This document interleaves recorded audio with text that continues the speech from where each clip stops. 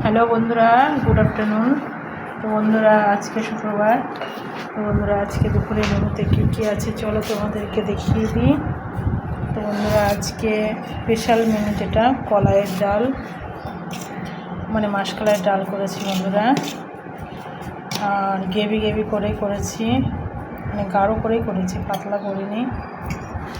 ডালটা দিয়ে তুলে নিয়ে আগে। বন্ধুরা, কারা কারা কলাইয়ের ডাল খেতে পছন্দ করো একটু কমেন্টে জানাবে। কলাইয়ের ডালটা বিশেষ করে অনেকেই পছন্দ করে অন্য ডালের তুলনায়।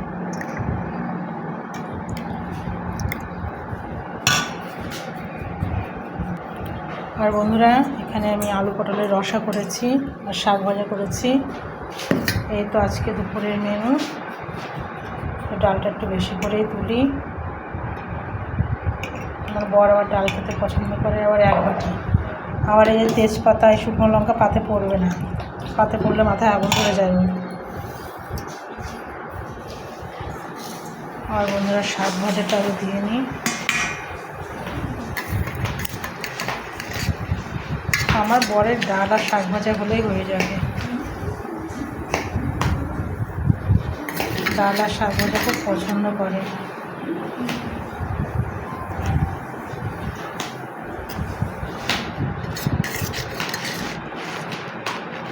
আর বন্ধুরা, এটা হলো কাটাকুটোর শাক। এই শাকটা খেতে খুব ভালো লাগে। শাকটা খেলে পরে যাদের গায়ে ব্যথা আছে, ব্যথাটা কমে যাবে বন্ধুরা।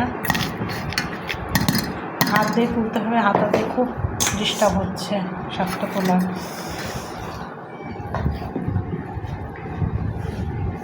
বেশি শাক খাবো না, ওকে।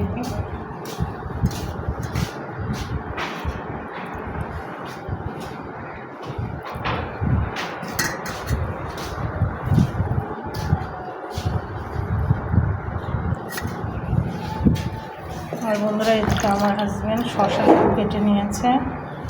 শসা লেবুটা দিয়ে দিই পাতে।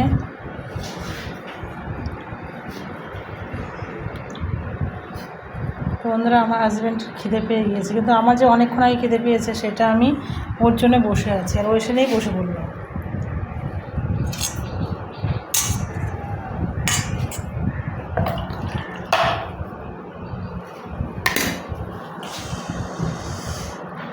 তো বন্ধুরা, আলু পটলের তরকারিটা বাটিতে তুলে দিই।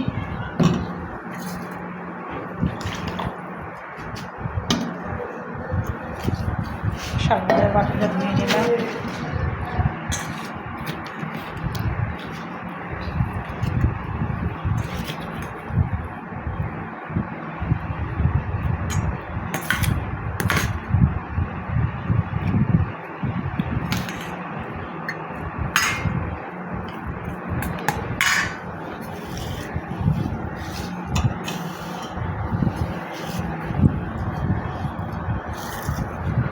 তো বন্ধুরা, এই তো আজকে দুপুরে সিম্পল মেনু।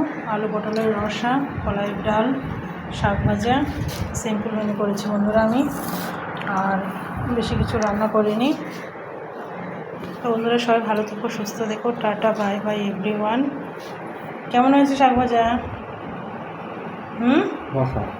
পচা? তো পচাই তো এনেছে, তো পচাই তো হবে। ভালো আনলে ভালো হতো বন্ধুরা। শাকটা ওই এনেছে, পচা শাক এনেছে, পচা হয়েছে।